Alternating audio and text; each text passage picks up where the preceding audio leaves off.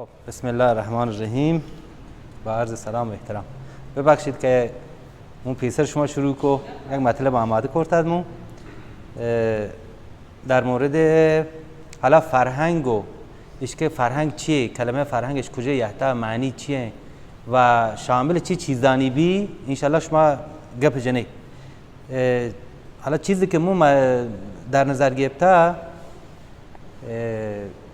رسم‌های تقریبا از یاد رفته یا رسمانی که خیلی کم رنگ بوده این شان په حالا خیلی خلاصه وار بر شما توضیح دادم، چون یکی چیزانی که به اصطلاح جزء فرهنگ یک منطقه، فرهنگ یک قوم به اصطلاح حسابی بی رسم و رسوماتی هستند که در مراسم مختلف در طی زندگی اجرای به. خب یکی چیزانی که جزء فرهنگ به اصطلاح شاخص فرهنگی یک ملت یک قوم به اصطلاح مشخص بی ازدواجه، مراسمانی که در ازدواج هسته. حالا در حال حاضر چه مراسم هست مثلا منظور ما چیزانی که تقریبا خیلی کم رنگ بودن. یک چیزی که چیزانی که البته مونگو با توجه به سن مواد که سن یک کم که بالا هستن این چیزان مواد دیسا و تجربه اون کرده. یکی این چیز وندوکی یا وندهی، احتمالا شما اشکوتای وندهی که معمولاً به اصطلاح از صاحبان عروسی کت به کت گشته بودن و از مردم و فامیل و دوستان یا مبلغش بابت کمک به عروسی جمع کرده بودن. وندوکی یا وندهی شما زنی که ونده تقریبا معنی انتقام ده، حالا ولی در جهت مثبتی. بعد شان البته به ترتیب مراحل عروسی نه، حالا چیزی که به نظر مو یحتمل نوشته سانگو بندی هست. سانگو بندی معمولا البته انگات هسته، بله چون که بار سانگو بندی تقریبا اجدوش خانواده‌یان چس بوده و بر دوش معمولا عروس دامادان واد کپتا، این واد بوده درگیجه معمولا الان در حال حاضر. قبلا چونه بوده؟ قبلا معمولا پتومات و تروناکوا معمولا ربطه یکیش دیستا چارتش برحال مراسم سانگوبندیش اولین کاری هم که کرده ایشی بوده که معمولا اول اجنده خانواده نرفته مستقیم با طرفش خبر نکرده که در آمده بوده. چونش کرده یک فامیل دورترش دیم داتا، مثلا گفتی برای اول معروف چی بچاره مزه دهانی بچاره، مثلا اصطلاح بلوچی. یک چیزی که داری به اصطلاح سانگوبندی بوده ایشی بوده که مثلا بعضی از سانگوبندیان در زمان تولد اتفاق افتاد. گفتی که مثلا پلانیش به نام پلانی کرتاش زمانی که متولد بوده، مثلا خیلی هم منتظر بوده، مثلا یه مردین چوکش بوده، مثلا گوشم منتظر بوده که تروزهتش ناکوزهتش گوهرش براتش یک دختر خانم بیبی که برن سری به نام ایننتی یه چیزی که بوده، ولی الان تقریبا کم رنگ بوده. یکیش کاری که بوده در ازدواج دزدکی بوده که معمولا الان خیلی کم رنگ بوده. دزدکی اصطلاحاً همه شپی گوشن که په دزدی برگزار کنه، یعنی خیلی دعوت نکنه احتمالا اگه ما اشتباه میکنم. بعد معمولا وقتی که سانگوبندیش کرده بوده معمولا جایزش نزانته بوده، یعنی عرفش نزانته بوده که دختر سالون که بگندی، یعنی داماد به اصطلاح، و اگه جای یحت سالون یا پرگی واسه دختر یا اوت چیر داتا یا جسته سری رفته مثلا منزل ناکوی تروی برحال چیر بوده نه پایسیب گندگ بی، یعنی معمولا واسه رو دشتر تا زمان عروسی دیگه اصلا یک دیگرش ندیسته بوده. البته منظور اون ایده تا بیانیشان ارزش گذاری مراسم هم نه، یعنی که مثلا آیا درسته یا غلطه، رسم جدید درسته یا رسم غلط، نه منظورش نه، فقط ذکرشه به اصطلاح. یکی چیزا قائم شدن پت عروس در شب هجلی بوده، شبی که شب مثلا هور بوده معمولا پت عروس رو چیر داده بوده، معمولا رابطه منزل براتی گوهاری اصلا چیر داده بوده، اصلا هیچ نباید بدیسینش. مراسمان که در طی ازدواج بوده قند شکنی بوده، عدس و برنج پهکنک بوده، لوتوکی بوده یا لیتوکی احتمالا. خود لوت بوده که الان لوت تبدیل بوده به شام، قبلا چوج نبوده، معمولا لوتش داده بوده، نهارش داده بوده. بعد یک شیرنی بوده به نام گلرو که معمولا پختهش که الان کلا نیست. مراسم حنا بوده، مراسم حنا هستن، ولی معمولا هنای با صورت قبلا که داتش خیلی حجم زیاد نده، معمولا یک چیزای کوچیکی ده. یک چیزی که متاسفانه به شدت گار بوده دوچاپی و صحبت و دهل و سرنای. خب دوچاپی و صحبت کردن نه، خبر کردن نه، یا رقص خاصی بوده در ازدواجان، معمولا هم جنینه انجام داده بوده هم مردینه انجام داده بوده. شی معمولا معروف بوده به صحبت کنگ، یعنی گوشتی یه صحبت جنا، یعنی یک رقصی انجام داده بوده. و دهل سرنا بوده که جایی دیگه الان ارگ و سازای دیگه گرفته. مراسم قلیان چاکنی بوده که مثلا منو یاد کن که سال 59 برات من عروس کو 10-12 نفر فقط هست که کارش چاکورتین چلی مد برای مهمانا. ایشانی یک ماموریت خاصیت. بعد چراغ روشنکنیت که زمانی که سروان برگ نهاد معمولا چراغای نفتی و حالا یک چراغ هست فریموسی بشن تریموسی بشن، به هر حال ایشیا نفتش من کو جتشن به هر حال آمادهش کردن برای شب عروسی. پخت نان دست جمعیت، چون از زمان نانوایی نیست، به هر حال کشتن گوسفند در پای داماد و عروست، بعد به همجتن سر عروس و دامادت، پول دم هجلیت، مسئله حزم معمولا همه کسی گو که نماینده عروست و معمولا بلایی گو در زمانی که قبض کاغدش کو و خود قبض کاغد و در لحظه قبض کاغد معمولا لبش به صورت نقدی دا، یعنی سندان که هفته پیش شما را یادی پیش داشته، معمولا قبض کاغد وام نبود مارا در سراوان، همه لحظه گوشته آقا مثلا 10 دانه مچه، این که زمینه 4 پسه 10 من روغنه فلان و چیزانش داده بوده. شم مراسم ازدواجات حالا خیلی چیزای اضافی هم هست. یک سری مراسم هست مال ختن سوران، مراسم سنت کردن پسران که دقیقا مانند عروسیش گرفته بوده آوادی، یعنی دقیقا حبش پهب رو جشنش گرفته بوده. بعد مراسم فوت که در گذشته بوده، معمولا کسی که فوت کو تمام فامیل هم روستاییان هم محلی هم شهریان تمام جمع بودن در منزل میت بسلا و معمولا میتش در دوار بودی غسل شستشو دا که البته الان هم هسته، پرسداریش کو حداقل یه هفته مراسم پرسه هستد که تی مراسم باز قلیان و چایی و این چیزان برجاید. سال 61 مادر بزرگمون وفات کو، بی پدریمو من یاد کنم که باز هم همین 10 نفر که 2 سال قبل تا عروسی مامور چاکورتین چلیمته تا مراسم پرسه هم همین کارش انجام داد برای مهمانان که یهته به هر حال چلیم و چیزش بره کو. بعد ممنوعیت تلویزیون و رادیو و جشن تا 1 سال تا 2 سال، معمولا کسی فوت کردن تا منزلی معمولا تا 1 سال دیگه سهش کو که این چیزان انجام بده، عروسی و این چیزان. بعد معمولا شب 7 هست، شب 40 هست، حلوای پرسه بوده معمولا، یا تهیه غذا توسط همسایگان و فامیل معمولا. البته الان فکر انقدر جالک هنچ بی جالک انقدر هنچه. بعد برای تولد از چیزایی که زمان تولد بوده معمولا ایشی بوده که خانوما و مخصوصا مات خانومی که باردار بوده بارداری چیر داده بوده، حتی این نزدیکین فامیلا نه پایسی ظاهری بکن مثلا. بعد پنهان کردن نوزاد در روزهای اول تولد بوده به خاطر جلوگیری از چشم زدن چوک، معمولا پیشش نداشته اصلا، یعنی خیلی کسی که مثلا خاطر خواهی بودن رفته چوکش پیش داشته ولی معمولا کسیش پیش نداشته. بعد دقیقا آئی که الان ابرو کمانی بندن تو چی کنن معمولا بوده. معمولا یک چیز خیراتش یک کسان که یهتین داتش، حالا کشمش نخود به هر حال شیرینی حلوای معمولا بوده. شب تاکی بوده، معمولا شب تاکی خیلی تاثیر مثبتی بوده در درمان افسردگی بعد از زایمان خانوما.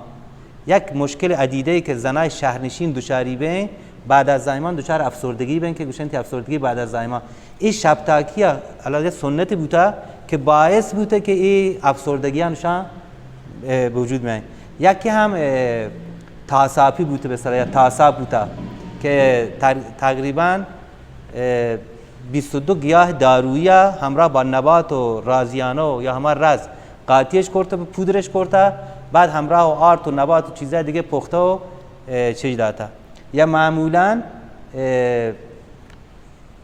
ماکیان زرد رنگ یا قهوه‌ای رنگ یا اسب رنگش در بعضی شهرهای مختلف مثلا در خاش مثلا ما اشکوتاد که حتما ماکیانی که کشن برای زن که چی کرده بچه متولد بوده حتما باید زردینی بی و تا چند رو وادا په تنکینش داده بوده و تا نان دوتلو یا نانی که بسلا پختهش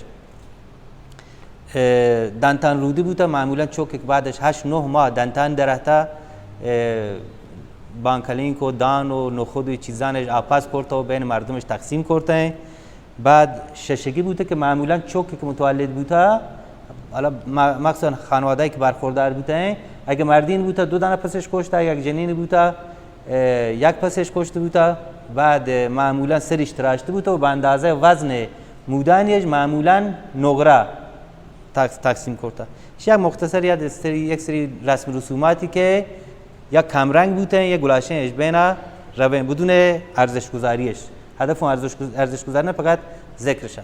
خب عرض سلام و ادب و احترام و خدمت پاکی عزیزان که بالاخره این جمعش همیشه زنده داشته.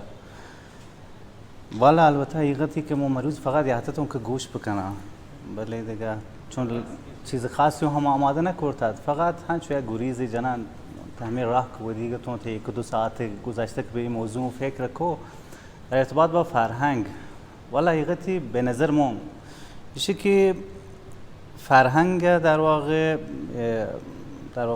یک آیتم خاص نی در واقع یک موضوع خصوصی نه که مثلا یک بلاخص مثلا بگوین که فلان چیز مثلا فرهنگ تو دامنه خیلی گسترده بود از اعتقادات ما از رسومات ما از ارزم به خدمت شما که دین ما مذهب ما در واقع تاریخ ما تمدن ما لباس ما زبان ما تمام این چیزان بالاخره در برگیرنده فرهنگ هستن و گاهگدار این فرهنگ بالاخره چه توانتایی که چه تاثیرات بناده سر زندگی ما در واقع سر تاریخ ما سر سرگذشت ما که بالاخره نشأت گرفته از یک فرهنگ بوده که حالا گاهن توانته بوده که از یک آموزه های دینی بود یا از یک بالاخره روش تربیتی بود که هستو همه پنگ شما که دانید بالاخره در تمام سرزمینا فرهنگ به خصوص وقتش هستو حالا نسبت به همه مکان و زمان و اقلیمی که زندگی کنه و تا ادیانش که هستشین در واقع و تا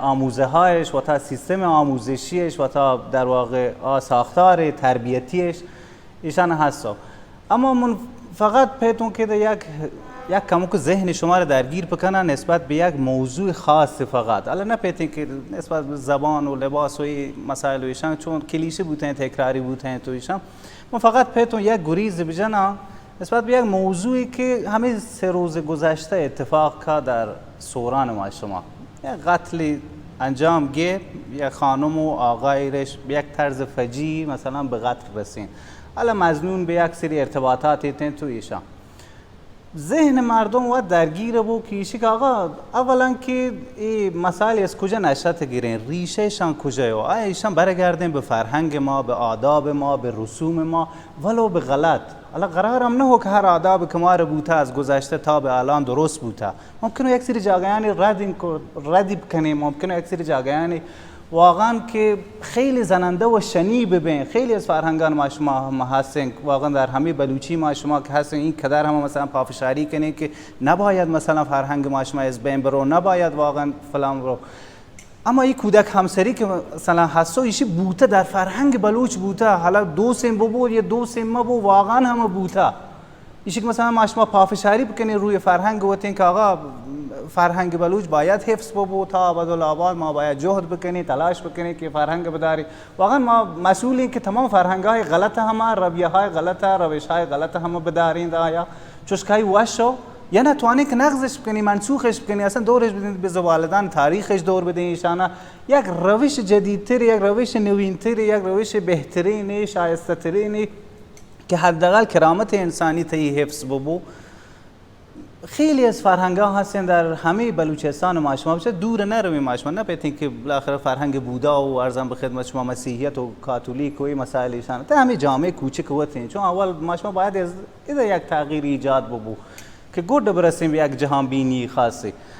ایشی که واقعا بعضی از فرهنگ‌ها هستن که خیلی هم زننده، خیلی هم آسیب اجتماعی به خانواده و انقدر هم هستن که یک سری خانواده‌ای در یک سری اقلیم‌های خاصی در خیلی از روستایان هستن که این رویه اشتباه و غلطه انگتش هست و ایشرا انگتش در واقع پافشاری کنه سرهمایی که چون ما بلوچی نباید فرهنگ ما گار ببود و فلان بود. حالا برای نگرده بیشه که واقعا این فرهنگ که در بوده حالا تو گیریم که قدمتی 2000 سال و همه واقعا اشتباه بوده. 2000 سال شما اشتباه کرده، 2000 سال شما گلاشه که یک جنایتی ره تکرار کنی و انقدر مصر بیشی که ما باید شرهنگت ادامه بدیم و نباید حسب ببو. من معتقدم که واقعا اگه فرهنگ اشتباهی، اگر رویه اشتباهی باید واقعا حسب ببو. و ایشی که در واقع اتفاق که کپتت همه در سوران یک 3 روز گذشته ندانه در خبران و در این مسائلش دقت کوی نه حالا یک اتفاقات کپتا پتہ بگیم که ایشی مثلا قربانی کودک همسری بوده. اولا بیایم بچاریم که این کودک همسری واقعا چیه چونکه حذف بود، چونکه توانی که حداقل یک تغییر در این نگرش ایجاد بکنی. چه اتفاقی کپک که مثلا پت یا مات یا والدین یا هر کس دیگری یا همه حزمی چوک وتا در واقع یه تو در سن 9 سالگی 12 سالگی مثلا یه تو بالاخره حالا دی میدن سر یک زندگی، حالا چه مردین چه جنی و چه اتفاقات بعد زایی کپه بیاین آسیب شناسی بکنی و ایشی نشد گرفته چه چیزیو اگه بر بگردین ریشه ای هم بچاری ممکنه که برگرده با آموزه های دینی ما شما. یک واقعیتی هم باید هم قبولی هم بکنی ممکنه برگرده با آموزه های دینی ما شما که آقا سنت بوده که مثلا چشکای بوده فلان، خیلی از صحابیان چشکای بودن، خیلی از پیامبران چشکای بودن، خیلی هم چشکای بودن و واقعا همه بالاخره برگرده به یک سری آموزه های دینی که حالا در عصر امروز ممکنه منسوخ ببین، ممکنه که رد ببین، ممکنه که واقعا حالا اگه در واقع فرهنگ اگه آیین اگه در واقع شیوه بوده مربوط به 1000 و خورده سال گذشته بوده و الان ممکنه که منسوخ ببو، الان ممکنه که آسیبزا ببو، الان ممکنه که از 1001 یک موافق ببو. خب تکد قرارو که روند ادامه داتیم ببو به بهانه ایشی که ایشی فرهنگ مایو کد قرارو که ایشی حسب ببو. پس گذشته از مسائل حالا یه توی اتفاق کا پس یحتین تو ایشانش در واقع گیب تو خیر ایشانش گیب تو یا ارتشه چه چیزی چه جوشی در وجود ایشان هست که ایشان به این طرز یعنی تو مثلا به قتل رسینه چه جوششی آیا واقعا ایشان ما تایید کنی یا ردی کنی؟ حالا ممکنه که بی اخلاقی هم ببو، ممکنه که در واقع آسیب بجن با ارتباطات عاطفی خانواده‌یان اگه این روند ادامه ببو، اگه در واقع یک نیروی بازدارنده ما بو کاریم به اود نی. اما ایشی که این جوشش چیه که به این طرز که مثلا انسان یه عزیزترین کس وقتا به این طرز مثلا یه تو کشید، ایشی این فرهنگ از کجاییه، این شیوه از کجاییه، این آداب از کجاییه، ایشی رو نباید ما رد بکنی یا همچنان باید بدارینی. آفرین باید یک حد و مرز ببو که بالاخره سنگ رو سنگ بنده نبو قرار بود چشکایی بو هان چون آقا دیسون همون مزنون تو که مثلا فلانی و فلانی مثلا چشکایی کرد دیگه پام چون هم خیال مون راحت ببو، هم خیال آیان راحت ببو، هم خیال نسل بعد راحت ببو، در واقع چه ببو هم خیال نسل قبل راحت ببو بیان دیگه پکوشینش دیگه ایشان تمام بو تو را دیگه حالا شکتون او ده آیر کشان شکتون او ده آیر کشان کد قرارو که داستان آواز ببو، کد قرارو که اگه آسیب شناسی بکنی نسبت به فرهنگ وات. واقعا فرهنگ آن چیزی که ما در واقع تنی و فهمتا مو احساس کنن که گاهن اشتباهی فهمتا. مثلا راهکار ازن درسته برای شکل مثلا مسائل والا راهکار حقیقتی قفل انتهی ندانی چون بکنی. ناموس یک کلمه یونانی و ناموس اولین بار در یونان باستان این کلمه ناموس چیست بوده و حساسیت مردی نسبت به جنوار یا دختر وار چیش ناموس نه عربی نه ایرانی متوجه؟ این کلمه اصلی یونانی یعنی در یونان ایشی به شدت خیلی بالا بوده. ماشما مثلا همیشه جامعه بود چاری بله در جامعه مثل یونان ارزش جنین بسیار بسیار پایین. شاید پایین‌ترین ارزش جنین در فرهنگ یونانی عمره مطالعه کن. بعد این کلمه ناموس چیزی بوده که یونانیان برای حفظ مایملک و دارایی و استفاده کردن. درست. زنه این مسئله ناموس پرستی و غیرت و عصبیت قومی و ایشان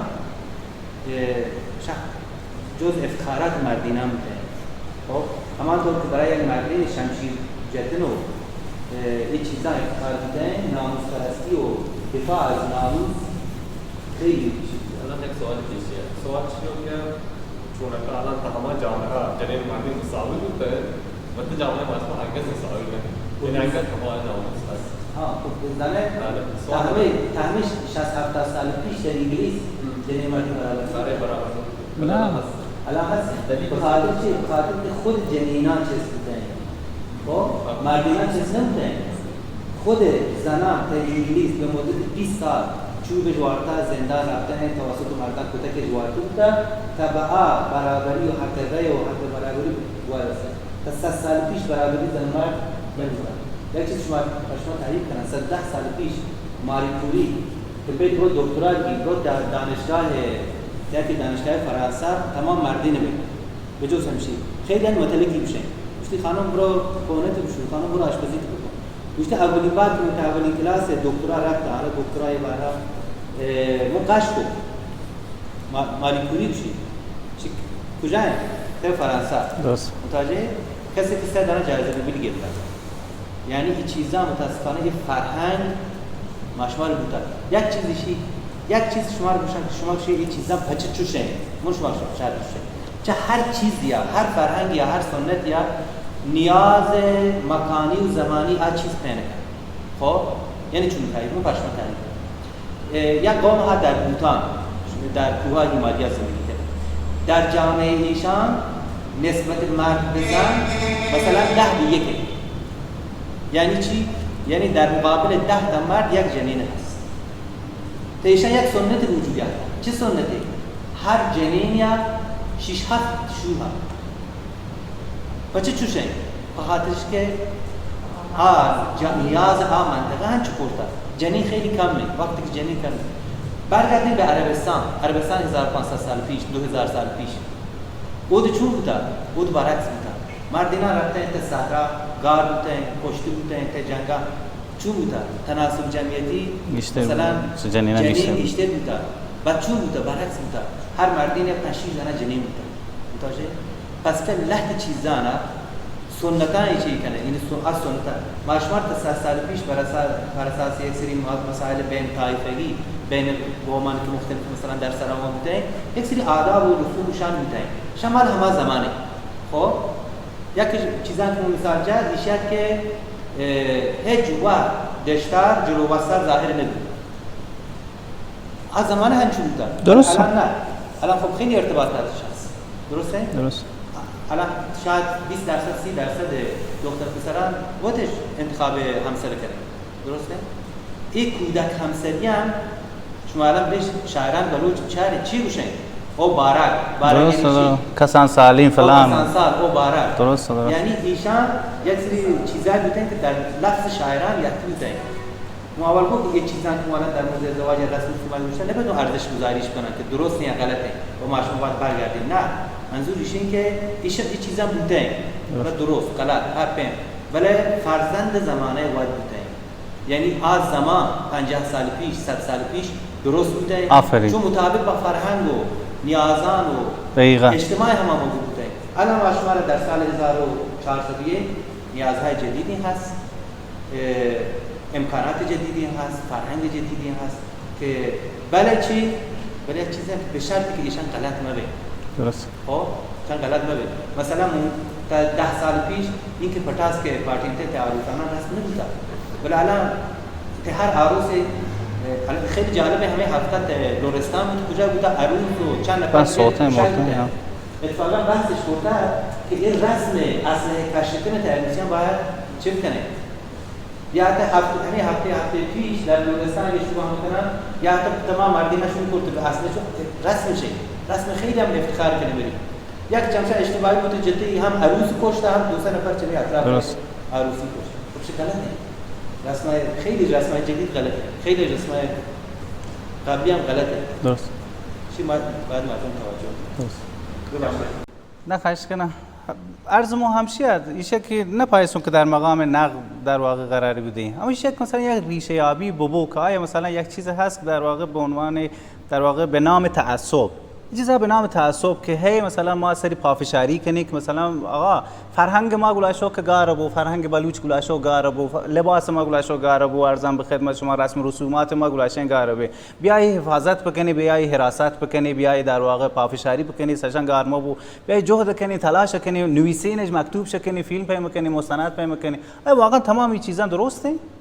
یا بیاین بچاری نج واقعا ایشان یک سبک سنگین بکنی که واقعا ایشان یا مثلا ایشان ارزش ایشش هست که در واقع مایش تکثیر بکنی، به دیگه دنیاش معرفی بکنی، واقعا رسم‌های درست ایشان چرا نباید مثلا هم فقط همایانه که درسته ما بیاین معرفیش بکنی، پس همه چیزانی که واقعا زشت کریه در واقع بنیان خانواده توانه تحت تاثیر قرار بده، بیاین خرابی بکنی، در واقع یک رویه اشتباهی رو ما بیاین تبلیغات بکنی، ایشی به نظرمون که نکوهیده. عرض سلام و ادب دارم خدمت دوستان. بحثایی که در خصوص فرهنگ شد، آنچه که باید در رابطه با فرهنگ گفته میشد گفته شد و ما هم استفاده کردیم، فیض بردیم. منتها با توجه به اینکه من تخصصم جزا و جرم شناسی هست، میخوام از بعد جرم شناسی به این ورود پیدا بکنیم به این مسئله فرهنگ. عوامل پیدایش جرم میتونه یکیش فرهنگ باشه، در کنار عامل خانوادگی، عامل اجتماعی، جغرافیایی، بی‌ارادگی ناشی از مصرف مواد مخدر و یکی از اینش میتونه فرهنگ باشه. حالا آنچه که همه شما میدونید اینه که شخصیت فردی و اجتماعی هر انسانی بر پایه یک سری ارزش‌ها استوار هست و این ارزش‌ها یعنی فرهنگ، یعنی همون آداب و رسوم و عادات و اینها. حالا تأثیر فرهنگ بر جرم،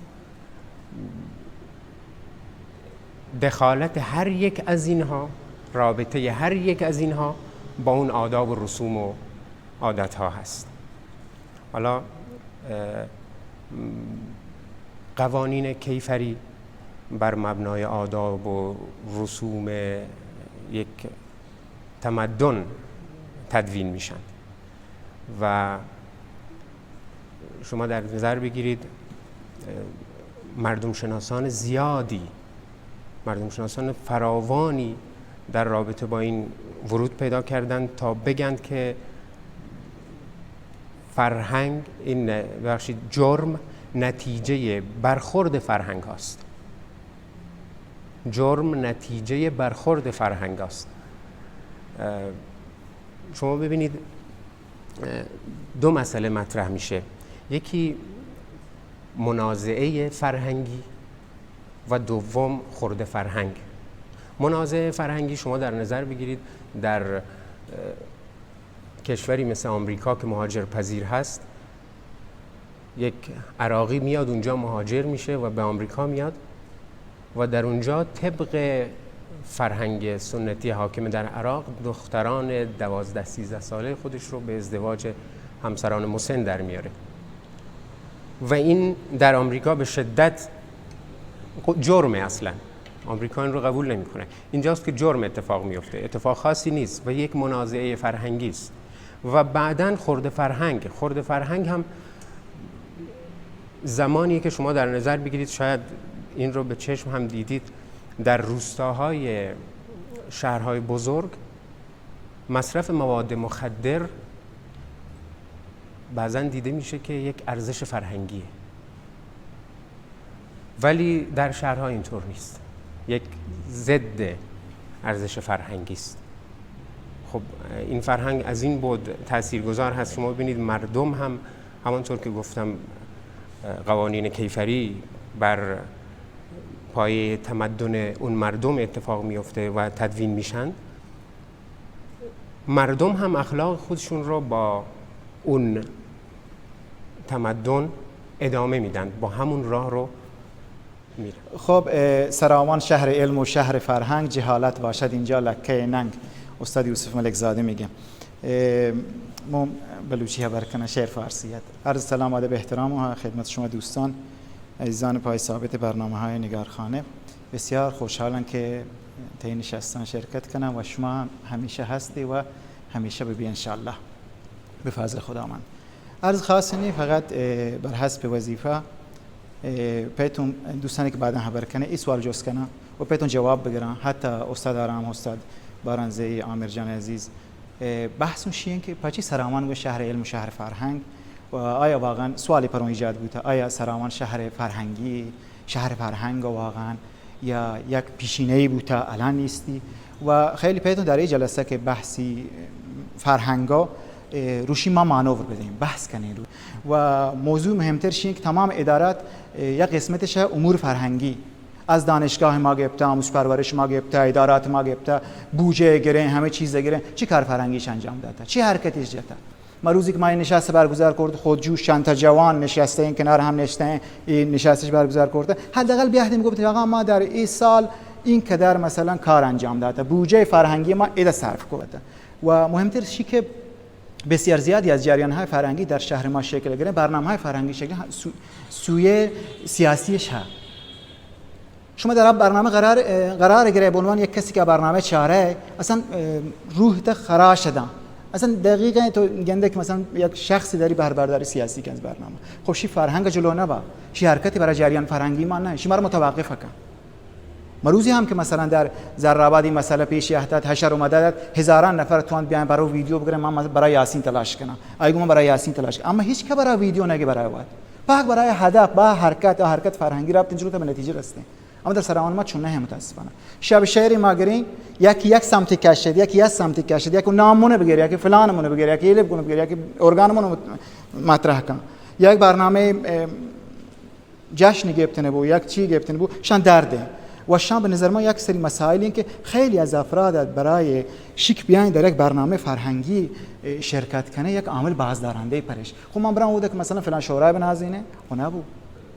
این یک مسئله بدتر شین که تعداد زیادی زمین ما در شهر اختصاص داده به عنوان زمین‌های فرهنگی کاربری فرهنگیش هم. اما اخیراً شاید دیگه 50 شده ما بود اما نشست فرهنگو اگر ما به فرهنگ ظلم نکنی اگر ما به فرهنگ ستم نکنی چرا زمین‌هایی که کاربری فرهنگیش در این تبدیل به تجاری شیوت نشان ده که ما در یک شهری که نامی گرفته شهر علم فرهنگ گریزانی نپیتید مثلا یک زمین کاربری فرهنگی یک سازه فرهنگی به شهر یا در خیلی جهان که مثلا فرهنگ سرای نامش یا برای کار فرهنگی ما یحت زمینی گرفته زمین همه مردمه همه انسانانه همه شهره ما بود مثلا تبدیلی کنیم به یک سری جاهایی که اصلا یک سری کارا انجام ده که شایسته نه. جشن تولد از همو داره، مسائل دیگه از همو داره، موارد دیگه از همو داره جز کار فرهنگی. شام بده دیگه، خیلی بده. و من خواهشم از دوستان شین که حداقل بنیاد مسکن که زمینای کاربری فرهنگیشه در یک لیستش مشخص کنه برای عموم شهر که این زمینه کاربری فرهنگیشه. باند من منتقد و من مطالبه گر اگر که اعتراض کنه حق اعتراض اون بو که زمین کاربری فرهنگی چه در سخت ساز. سلام و عرض ادب خدمت دوستان. والا برانش پاک کو استفاده کو اساتید محترم دوست عزیز و جناب آقای شجاع‌زاده گو که پرچه سراوانه گوشه ما مسئله اصلی همشه ما شما فرهنگ و سواد یک در نظر گیریم از هر جا سوادها آدم با فرهنگ آدمای با فرهنگ ترین ولی به غلط هنچو جه کبده چون انسان های مثلا معلمان اکثرا گوی فرهنگی شما فرهنگی و به علت وزارتخانه که مثلا در زمان شاه فرهنگ و فلان آموزش و پرورش شیهنچ منطقه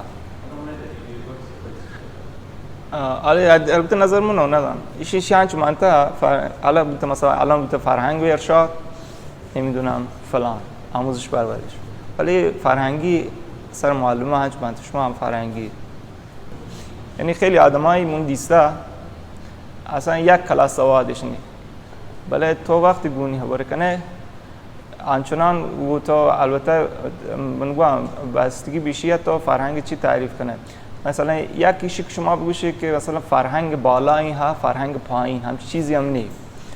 مثلا این مدل مقایسه کردن اشتباه و غلطه.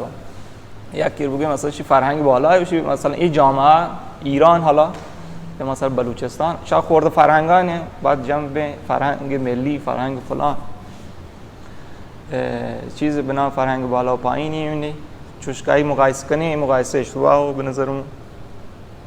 بعد یک سری انگار خطی حالا نه، ولی در هر دوره باره این فرهنگ مثلا حالا بگوین تکامل پیدا کن یا جلوتر رو به صورتو و مثلا به صورت هم نه که مثلا رأس حکومت مثلا یک واژه دیگه مشما استفاده کنه فرهنگ سازی، اینا فرهنگ سازی نبوده.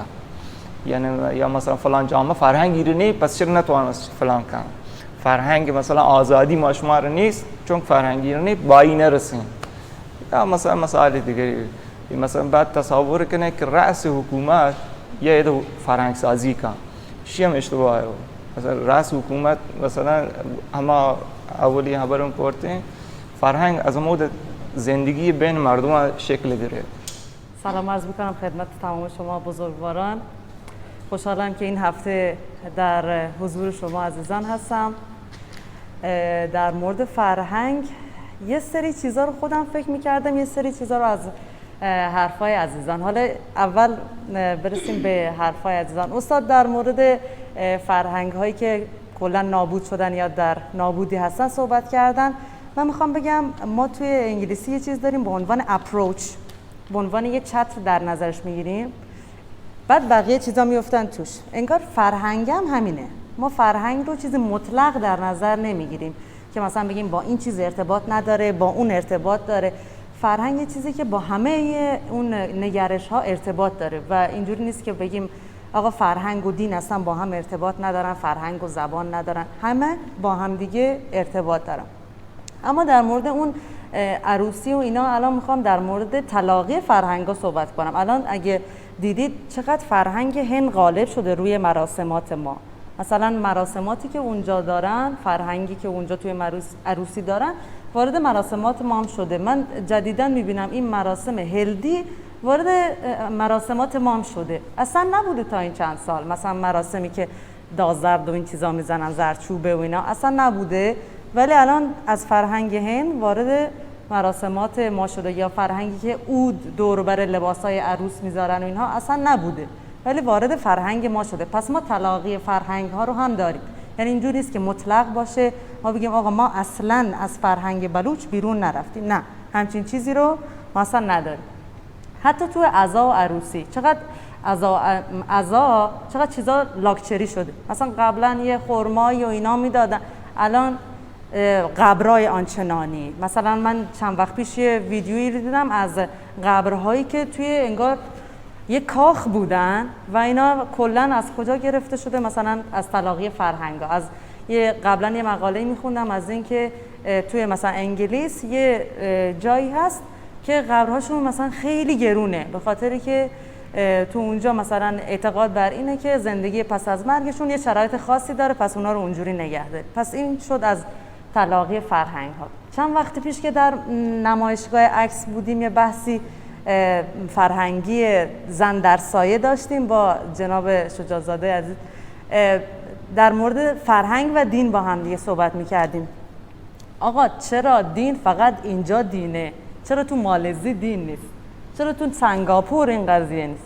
من همش به این فکر میکنم چرا این فرهنگ که مثلا ما زنمون رو به عنوان جنین به قول آقای محمد در نظر بگیریم و جنین هم که میدونیم تو شکم مادر پوشیده است، خب پس ما اون رو به عنوان جنین در نظر بگیریم، پوشیدش کنیم، نذاریم بره بیرون. چرا فقط اینجا اینجوریه؟ مگه اونجا مسلمان نیستن؟ مگه اونجا دین نیست؟ پس این ممکنه به دین ربط داشته باشه ولی 100%ش برای دین نیست. 100% قضیه برای دین نیست. مثلا توی سنگاپور که مثلا تورا میرن، اصلا خاله من خودش به شدت مذهبی رفته بود سنگاپور، یه چیزایی تعریف میگه، میگفت اصلا با باورهای دینی من با فرهنگ که من اینجا بزرگ شدم اصلا در تضاد هستش. پس کلا اینجوری نیست که مثلا بگیم چون قضیه مسلمونی و دین و اینها هستش پس چون اون تاثیر گذاشته، تاثیرش رو گذاشته، ولی نه 100%. یه باورهای فرهنگی هم ما اینجا داریم که مثلا زنمون رو در سایه قرار بدیم، جلوترش را بریم، نذاریم بره بیرون. همش برای دین نیست. اما فرهنگ و زبان، اون سری هم این یادم رفت بگم تو جلسه زبان چیز مطلقی نیست که ما نگهش داریم اینجوری. زبان هم یه جوری هستش که ما چون انسانیم و ذاتاً داریم با بقیه ارتباط برقرار میکنیم، هر کدوم از ما که با هم دیگه ارتباط برقرار میکنیم این نگرش عوض میشه، این فرهنگ عوض میشه. مثلا تا چند سال پیش همش قضیه چادر و اینا بود، الان ملت مثلا یه نگرش دیگه ای داره. خب پس اینجوری نیست که مثلا بگیم که کلا زبان جدا هستش یا فرهنگ کلا جدا هست. اینا همه یه شاخه های یه درختن که به هم دیگه ربط پیدا میکنن. پس اینجوری نیست که ما بگیم آقا زبان رو ما نگه بداریم تغییر نکنه، اصلا نمیشه، اصلا شدنی نیست. شما نگاه کنید چقدر از تاریخ تا الان چقدر تغییر کرده، پس از این به بعد هم تغییر خواهد کرد. و یه مورد دیگه رو در قالب یه معلم بگم، با دوستمون گفتم فرهنگی، بچه ها تا زمانی که شالودشون هنوز خیلی سفت و محکم نشده و مثلا میشه حرف باشون زد، دوستانه باشون برخورد کرد، واقعا تاثیر خودش رو میذاره. من امسال مثلا گفته بودم با خودم کتاب صوتی گوش میدم، هر چی خوندم رو به بچه ها منتقل میکنم توی کلاس های تفکر خودم. واقعا تأثیری گذاشته بود. یعنی من شده بودم مشاور دوم مدرسه، یعنی هر چی میخوندم به بچه ها حرف میزدیم با هم دیگه. پس این میشد فرهنگ کتابخوانی. بعد دیدم آخر سال بچه‌ها میگفتن خانم از اون اپلیکیشنی که شما استفاده میکردید ما هم فلان کتاب خوندیم، بریم هفته دیگه با هم دیگه حرف بزنیم. پس میشه یه سری فرهنگ ها رو ما به عنوان، چون قشرمون خیلی زیادیم، جمعیتمون زیاده، به عنوان معلم بیایم یه سری فرهنگ ها رو فرهنگ سازی کنیم، فرهنگ های خوبو، و بتونیم با استفاده از اون یه نسل خوبی رو تربیت بکنیم. الان ما توی بچه ها تجمل گرایی رو به شدت میبینیم، فقط شوآف میان مدرسه، وسایلاشون نشون بدن با هم دیگه. ما چرا به اینها فرهنگ یادگیری یاد نمیدیم؟ من معلم به عنوان یک معلم فقط بودم معلمی نباشه، یه کار دیگه هم بلد باشم، خوشنویسی بلد باشم، اصلا گیتار بلد باشم. پس فرهنگ یادگیری رو دارم به بچهای خودم آموزش میدم. همیشه به بچه‌ها میگم بچه‌ها این نقاشی رو من کشیدم تو کلاس، که یعنی شما هم میتونید در یه شغل دیگه داشته باشید نقاشی هم بکنید. یا مثلا میگن آقا من فلان کتاب خوندم، من فلان موسیقی رو گوش دادم، که اونها هم برن دنبال موسیقی، دنبال یه کار دیگه. پس میشه به عنوان یک معلم تاثیرگذار بود توی فرهنگ. و به عنوان یه هنرمند خودم رو دانش آموز میبینم توی این قضیه، ولی رسالت آدم به عنوان یه هنرمند اینه که حرف بزنه و فرهنگ با آزادی عجین هستش. ما تا زمانی که هستیم باید یاد بگیریم.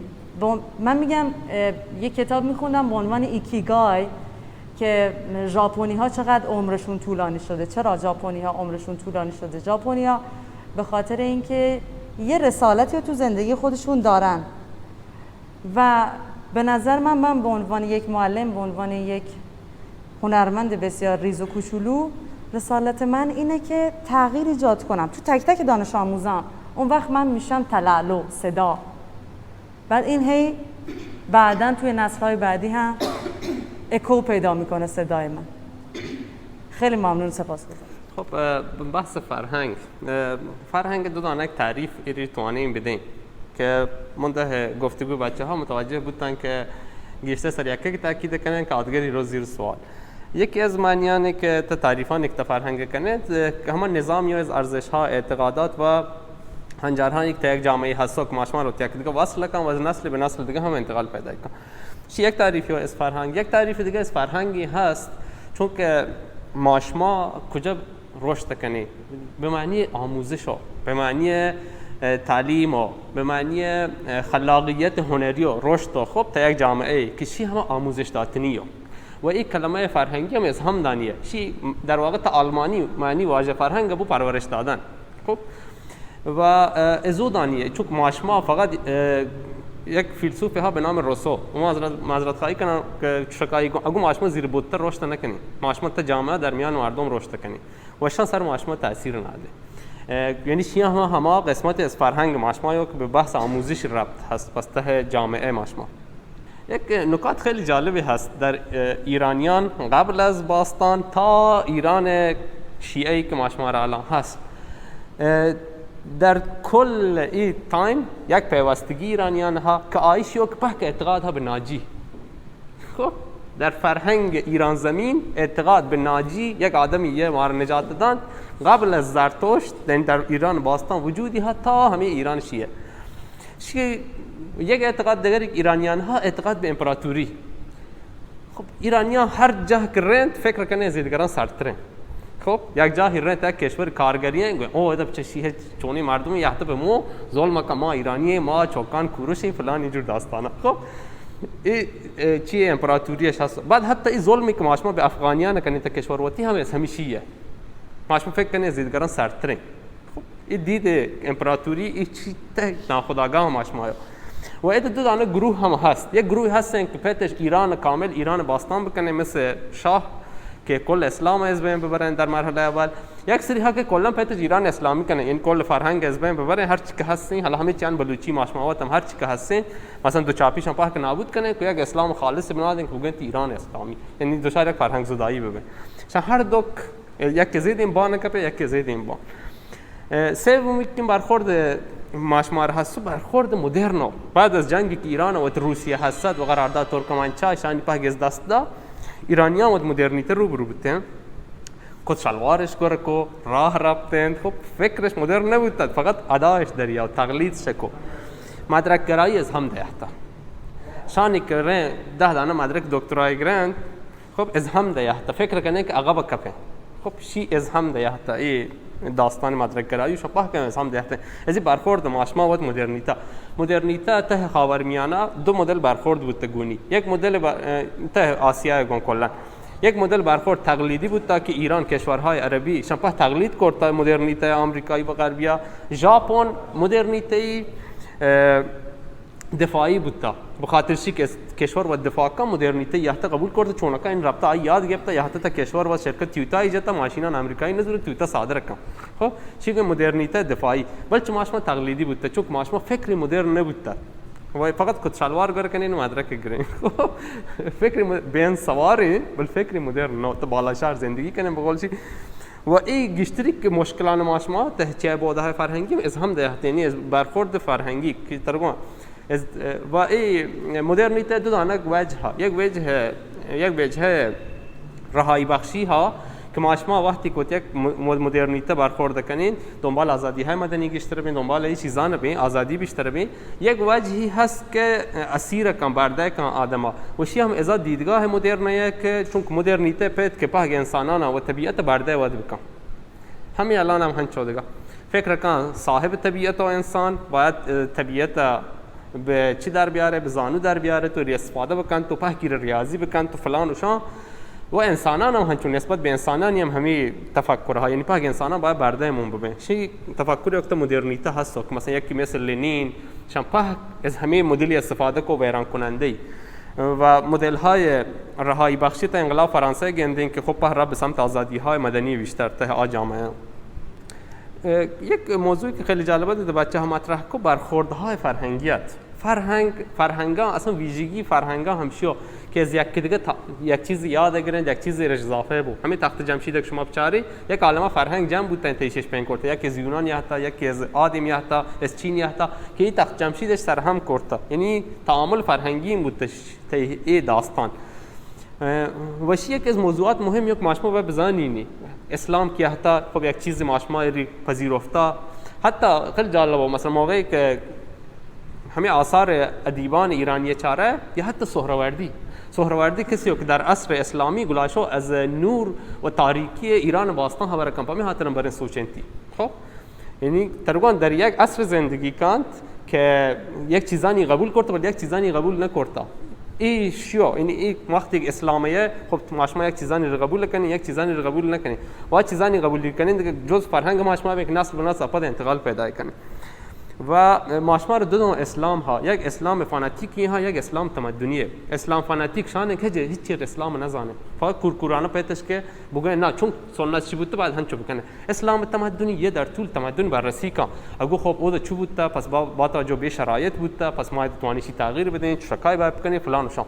خب الان مثلا دیگه کشورانی که گنده رو به جلوتر گلاشن حرکت کنه یک سری از قوانین گلاشن کنار ناده، مثلا حتی عربستان وقت گلاشو مثلا خروج زنان آزادی زنان شفاف کد گلاشو گیشتر کن این گلاشو اسلام تمدنی چاره دیگه این به نتیجه رسته که بعد اسلام تمدنی بیچارن و اسلام آب فاناتیک ما چاران که حتما باید شکا. این مشکل ماشمار جامعه وطن هستن که متاسفانه فکر نبراجبی، یعنی و مولایانی که ماشمار هستن فکر نکنه سری موضوع که آقا الان 1400 سال پیش نه مگر نه به 1400 سال پیش برگردیم. و این گفتگوی فرهنگی و این تعامل فرهنگی شکل تمدن از یک چیز قبول کنن چه خیلی قضیه مهمیه و خیلی موضوع مهمه. به چه خاطر؟ به خاطر که من اگر که پیت که تر به عنوان یک مثلا ژاپنی جاه بیارم چون که تو آنان جاه بیارم دو راه ها یکی کلا جاه میارم بیام کشانه راحت ترین راه یک راه دیگری هست که بیان کتابان تبوانن قضایان تبورن ندان فیلمان تا بچارم بیان تا جامعه زندگی کنن دین تا بچارم محتوای چین شکت وانا گونه آشنا بان گفتگو کنی و گوره کشتن هم پرمون راحت نه هو. خب چرا؟ چون ارتباط برقرار کنن گونه و اصلا قضیه گفتگو تمدن ها په همین خاطر هم یه وسط ببین تمدن باید گفتگو کنه یک چیزان یک دیگه قبول بکنن یک چیزان یک دیگه بدن چون که ماشمار یک تمدن بشری ها ماشما په بشر در کنار هم تمدنانش تبدیل به یک تمدن بشری و تمدن بشری در واقع گلاشو به سمتی رو که یک سری شاخصه ها در دنیا الان گلاشو سرمایه‌داری دنیا یک دست کن خب یک دستی که تفاوتان یعنی از بین نبا خب چی باعث ایجاد پوچی بود در دنیا کلا چرا؟ چون په آدم شبیه هم به متفاوت نه خب شی خیلی چیز بدیه و گفتگوی تمدن ها شکل گیره به خاطر شکلی سر این تفاوتان اتفاقا تاکید بکن بگو این فرهنگ این تفاوتانی هستن گوما و خیلی قشنگ انتهش که حالا هر تمدن هر رو به رشد دیگه هر رو به رشد و این چیزا تهش هستن. استبداد هم جزو میراث تمدنی ماشما ایرانیان بود. امپراتوری دین و پادشاهی هر جایی پادشاه بود همای مرجع دینی هم بود وشی باعث استبداد بود تو جامعه. خب شی هم جزو میراث ماشما هست میراث تمدنی نو که باعث فکر کنیم وقت اینکه چرا این داستان پیش یافته.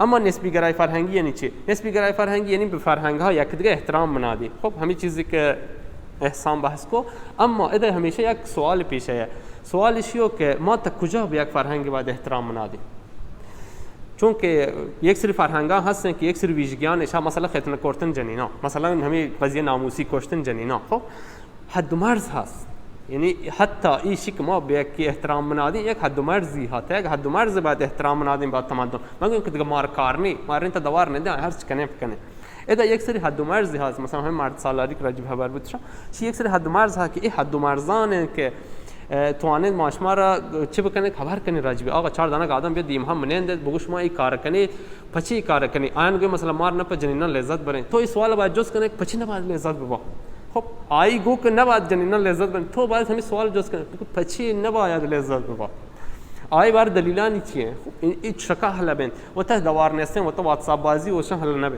دقیقاً این آدم باید روبرو هم مننده و راجبی چیزا خبر بکنه تا مشکلات هم حل بین این چه فرهنگی نه آپدیت بشه. اتفاقا ما الان تا بحث فرهنگ هم یحتاج ماشما فرهنگ بررسی کنیم در واقع فرهنگ باید به عنوان یک مفهوم بررسی کنیم به عنوان میراثی باید بررسی کنیم در گذشته ما چی بود تا و ما از گذشته و چیان توانیم بزوریم چیان توانیم بله همودک هسته و واتشام برین جلو اصلا تکمیلش بکنیم وظیفه ماشما هم شو آقا فرهنگ یک چیزانی که خب اشتباه بوده هم در حوارش کو راجبش شان خب ماشما به نتیجه رسته که شان الان جوابگو نه یا واش نه خب شان ناده دیگه عمود هستن جزء تاریخ هستن گذشته و رین رو به جلو او واشین چیزان زورین کامل تر شکنی تکمیل تر شکنی که رین رو به جلو. بسم الله الرحمن الرحیم. سلام و عرض ادب و احترام خدمت حاضرین نشست. اول تشکر کنه از آیه خداونده که بالاخره این فضای جوری فراهم کو که هر شخصی و هر سنی و هر جنسیتی توان به و در واقع هر نوع سوادی اده بو و در واقع چیزی که دور هم نیستند و این نشستن پنجشنبه واقعا واشه بالاخره موضوع یک موضوع واحده منتها چندین دید هست و چند دید که بابو در یک موضوع خب همیشه باعث بود که شخص بگه که افراد متفاوتن و در کنار تفاوتن با هم زندگی کنه. فرهنگ در واقع چیزی که تعریف اولیه یا چیزی که در واقع خیلی قابل لمس‌تر مجموعه از باورها و آداب و رسوم و عادات و رفتار و ارزش و هنجران یک فرد گم فرهنگ. خب فرهنگ از یک فرد به فرد دیگه، از یک خانواده به یک خانواده، در سطح بالاتر شهر به یک شهر دیگه و حتی دو کشور متفاوته. یک سری رفتارها هستن که پاکش قبول کنه، مثلا سلام دادن، وقتی که یک دیگری گینی سلام علیک کنی، احوال پرسی کنی. خب بیشتر در واقع پاک مورد قبول پاک هستا. یا احترام به توترینر و خانواده حالا در خارج از خانواده. اما لحظه رفتارها هستن که با توجه به نوع تربیت و خانواده یا شخص نهادینه بوده انتها طرف حالا همه کسانی تیشیک توی بوده و خارج از خانواده رو یک سری رفتاران واقعا رفتارانی که شخص شان انجام داده، چرا چون آموزشان دیسته از ما ابتدا، مثل یشی که مثلا آشغال نریچه شخص خیابان، یا حالا آب دهانوت مثلا در معابر عمومی نریچه، یا رعایت نوبت در مثلا صف مثل صف نانوایی. خب شاید یک سری چیزانه که ممکنه خیلی از افراد شان از همه ابتدا شان یاد گرفته، شاید در دید خیلیان شان یک سری چیزای جزئی ببین بله تاثیر وقت واقعا هله. چون که لحظه افراد وقتی که وقت مقایسه بکنن در وتیدگران یا ایدگران و وتیدگران در واقع مقایسه بکنن، به خاطر یک سری رفتاران شاید بگن که فلانی بی فرهنگی، چرا چون که ممکنه که آ چیزی که مورد قبول در واقع اکثریت به و ممکنه انجامش مده و یشی که برای ای اصلا ارزش مبین. در درجه اول بحث فرهنگ به نظر مو خانواده و بعض شخص در خانواده که در ابو وارد مدرسه بود، دوستان، مدرسه، مطالعه، کتاب وانته، سفر، رسانه، دیدن فیلم، سریال، گفتگوهای برنامه‌های گفتگو محورشان خیلی تاثیر ها. بستگی ها که ما با چه دیدشان رو بچاریم. خیلی هستن با دید سرگرمی تلویزیون چارین، فیلم چارین، سریال چارین و کتاب وانه. یک جمله ها که کتاب بوانه که بیدار ببین، نه کتاب بوانه که واب بریم. چون اکثرا شپان مردم کتاب وانه انگار ته کتاب یا قرص خوابه ها هم چکو وانه یک گلاش وانه یک وابر سی نبه.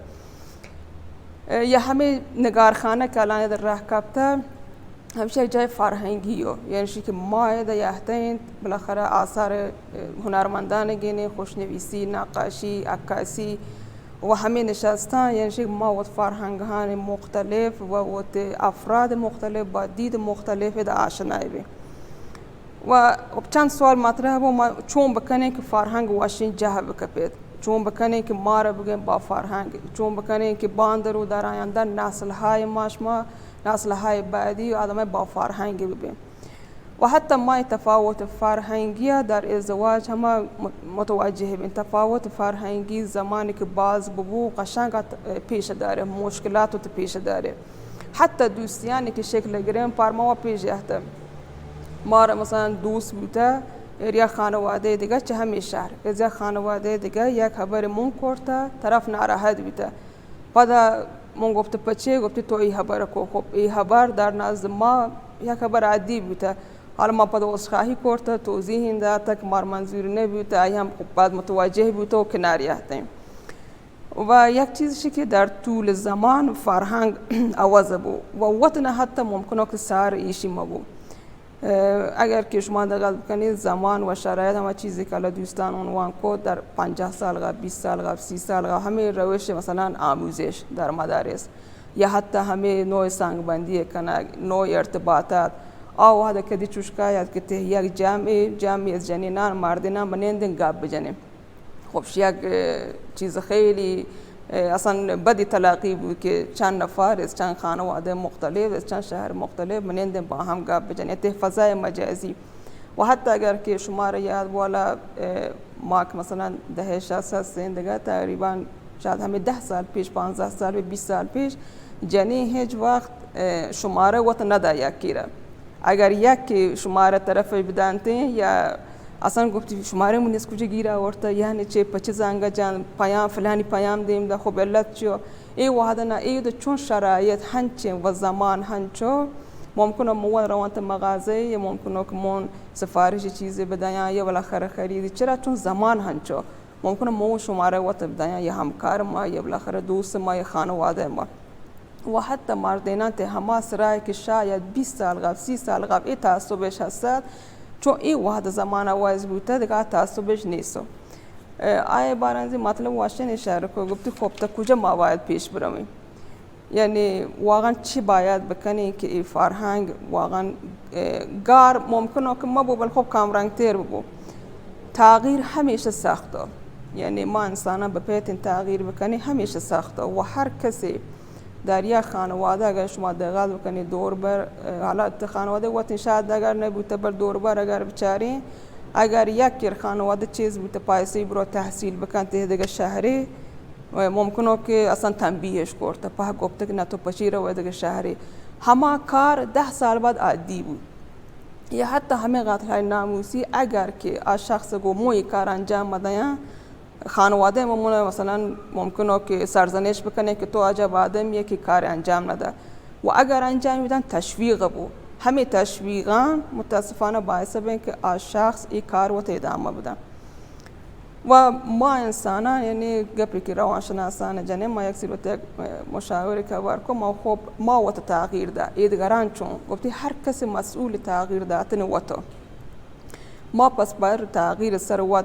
کار بکنین با سمت درست و مثبت و ارطرف ما چوب و ما تاثیر و تمنادین سر چند نفر چند نفر سر چند نفر دیگه بوت خانواده خام کنیزاد یک کلمه گفت در انگلیسی پدر به معنی چتر که فرهنگا انگار که یعنی پسند یک چتر المهم یاد موضوع کافتن که ته یک خانواده که یک نفر اگر برو درس بوانید این چتر سایه و تو دور دن تا خانواده و افراد دیگه وارزاد برازاد وارک براتان کسری قبل آیی پیشرفت کنه و رین درس وانه یک که حتی شغل آزاد رو خب خانواده و حمایت کن افراد گینه که بله مثلا موفق بوده درسی وانتا یه شغل آزاد رفته مهم روش آیر رو انتخاب کنه و ماشما باید همه فرهنگی که ایشی نظر حالا شخصی منو همه فرهنگی رو انتخاب بکنی بیچاره که مثلا فلانی پیشرفت کو چی کو که پیشرفتی کو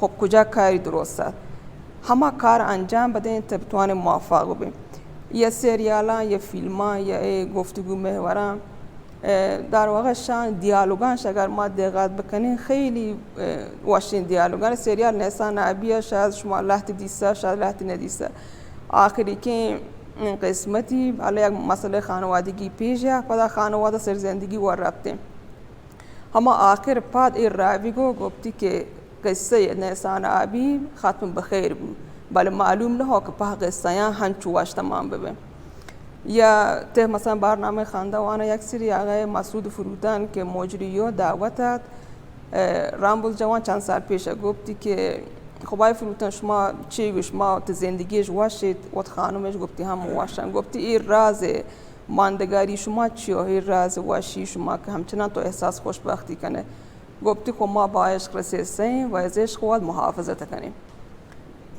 و بالاخره چوشکایو که یعنی هر کسی در طول زمان و تغییر ده تغییر مثبتی ده طرف پیشرفت که و یک چیزی هم هست که کتابخوانی متاسفانه خیلی کم بوده یعنی میانگینه که یک سری تلویزیون اعلام کو چند وقت پیش دقیقی رو نگو گفتی بس که بین مردم میانگین کتابخوانی کم بوده من نتوانم دقیقی رو اعلام بکنم الان چند نفر برای تولد چوکی کتاب بگیرد چند نفر هست که آیا دوست تولدی بو خب دیگه چیز هم گیره ولی کتابی هم هدیه بدن یعنی ما وسعی کرده که اگر که وقتی یک آشنایی بین یا بالاخره دوست مراسمی چیزی یا وارزاتی برازاتی یا اطرافیان حتما یک هدیه کتاب بو سری هم بنویسه باندرو طرف یا مواد مثلا مورین روی حداقل یک یادگاری برای شخص بو که مثلا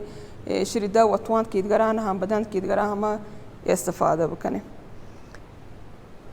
دیگه بحثان په دوستان کو خیلی بحثان کامل و جامعی تیم بالاخره استفاده این کو از آقای آرامبا بحث تغییر سبک و رسوم روسی تنی وحده و آیه بارانزی خب بالاخره باش یک بحث اجتماعیت که مطرحی کو بعد آیه که در بحث جزایی در سوانتد الا فامیل ندانه نام کوچکیره آیه هم بالاخره به یک نحو فرهنگ چی تاثیر ها در جرم و دید که باید ببو ما انسانان نسبت به اتفاقات اطراف و نگرش و تفکر فکر کردن واقعا سخته یعنی چون ما انسان هیچ کنن کامل راجع به یک موضوع فکر نکن همیشه یک اتفاقی کپید اول بچاری فکر کن پدا نظر بده همیشه شنونده و شینی ببین یک گپیجان اول بیش کنی